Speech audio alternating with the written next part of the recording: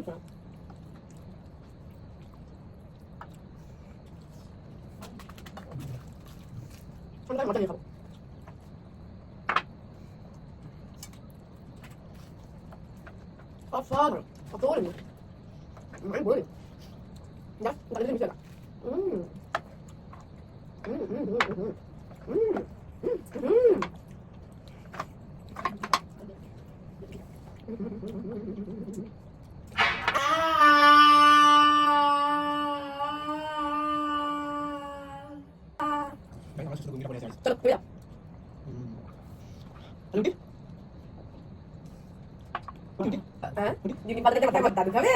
রাতবেলা ভালো লাগছে না গাইস, এখন নিম পাতা। নিম পাতাটা খেতেই হবে, না খেলে হয় না। খেতে তো ছি গাইস, আমিও খেয়েছি। Just one piece guys, one piece.